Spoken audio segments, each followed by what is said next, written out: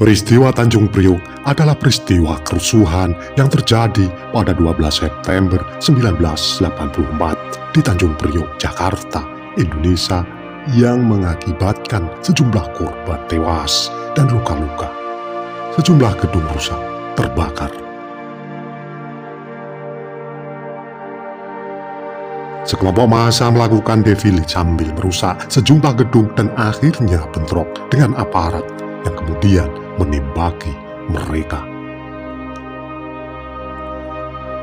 Sebelum melanjutkan nonton video ini, bagi yang suka dengan video-video kami, tolong bantu subscribe, like, komen, dan share. Bagi yang tidak suka, abaikan saja. Kami di sini tidak ada niat untuk menyudutkan orang-orang yang terlibat. Kami di sini tidak mengurangi atau menambahi sumber untuk menjaga otentisitas sumber. Kami di sini hanya mengulang sejarah-sejarah yang sudah ada. Sedikitnya 9 orang tewas terbakar dalam kerusuhan tersebut dan 24 orang tewas oleh tindakan aparat. Pada tanggal 10 September 1984, Sersan Harmanu, seorang anggota Bintara Pembina Desa, tiba di Masjid As-Saadah di Tanjung Priok, Jakarta Utara, dan mengatakan kepada pengurusnya, Amir Biki, untuk menghapus brosur dan spanduk yang mengkritik pemerintah. Biki menolak permintaan ini, lantas Harmanu memindahkannya sendiri. Saat melakukannya, dia dilaporkan memasuki area sholat masjid tanpa melepas sepatunya, sebuah pelanggaran serius terhadap etika masjid. Sebagai tanggapan, warga setempat yang dipimpin oleh pengurus masjid Syarifuddin Rembi dan Sofyan Sulaiman membakar sepeda motornya dan menyerang Harmanu saat dia sedang berbicara dengan petugas lain. Keduanya kemudian menangkap Rembe dan Sulaiman, serta pengurus lain, Ahmad Sahi dan seorang pria pengangguran bernama Muhammad Nur. 2 hari pasca penangkapan ulama Islam Abdul Qadir Jailani memberikan sebuah ceramah menentang asas tunggal Pancasila di Masjid As-Saadah. Setelah itu, Biki memimpin sebuah demonstrasi ke kantor Kodim Jakarta Utara, di mana keempat tahanan tersebut ditahan.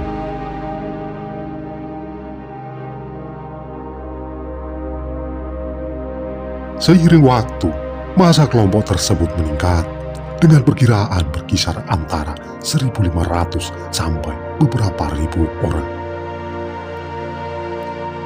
Protes dan kerusuhan tidak berhasil menuntut pembebasan tahanan tersebut. Sekitar pukul 11 malam waktu setempat, para pemprotes mengepung komando militer. Personel militer dari Batalion Arteri Pertahanan Udara ke-6 menembaki para pemprotes. Sekitar tengah malam, saksi mata melihat Komandan Militer Jakarta Tri Sutrisno dan Kepala Angkatan Bersenjata LB Murdani yang mengawasi pemindahan korban.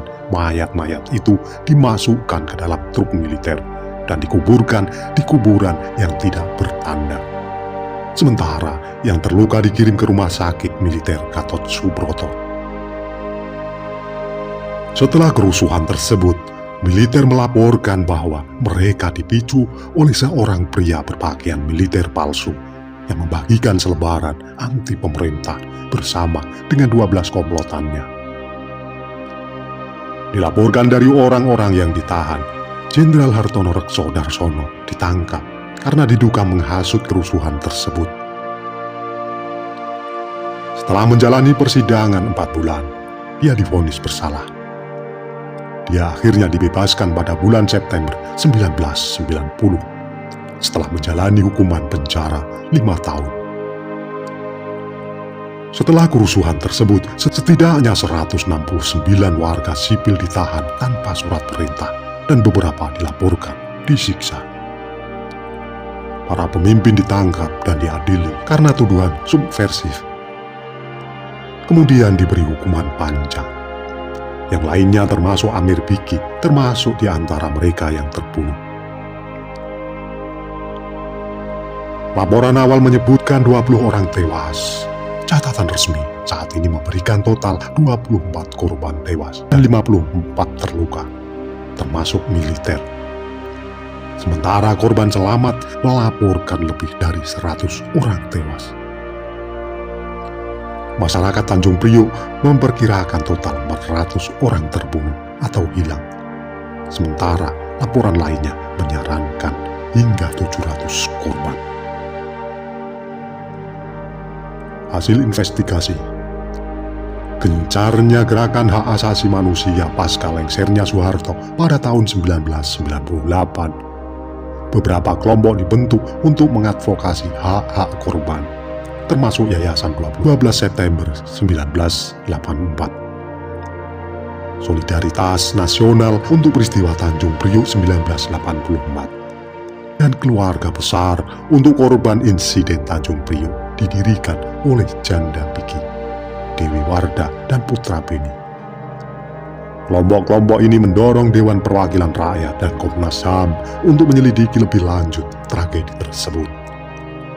Di DPR, perwakilan AM, Fatwa, dan Abdul Qadir Jailani yang pernah ditangkap setelah tragedi tersebut mendesak penyelidikan lebih lanjut. Pada tahun 1999, Komnas HAM sepakat untuk menyelidiki insiden tersebut. Membentuk Komisi Investigasi dan Pemeriksaan Pelanggaran HAM di Tanjung Priok, KP3T. KP3T terutama terdiri dari tokoh politik dari rezim sebelumnya, termasuk mantan Jaksa Agung Joko Sugianto. Laporan yang dihasilkan yang dirilis pada awal Juni 2000 menemukan bahwa tidak ada pembantaian sistematis dalam insiden tersebut. Ini tidak diterima dengan baik oleh masyarakat umum. Pada tanggal 23 Juni 2000, sekitar 300 anggota Front Pembela Islam FPI menyerang markas Komnas HAM saat mengenakan pakaian Islam dan syal hijau. Mereka memecahkan jendela dengan batu dan batang rotan. Melebihi jumlah dan banyak pasukan keamanan. FPI marah atas laporan tersebut dan beranggapan telah terjadi praktek kolusi dengan militer. Dengan alasan bahwa tindakan tersebut diabaikan oleh militer. Dan bersikeras agar Komnas HAM dihapuskan. Sementara itu, Menteri Hukum dan Hak Asasi Manusia Yusril Issa Mahendra menulis bahwa Komnas HAM telah menerapkan standar ganda saat menyelidiki masalah tersebut. Dia mengatakan bahwa mereka tampak lebih enggan untuk menyelidiki insiden Tanjung Priok dan lebih memilih menyelidiki krisis Timur Leste tahun 1999. Pemimpin Partai Bulan Bintang Ahmad Sumargono menyebut keputusan tersebut mengecewakan kaum muslim di mana-mana.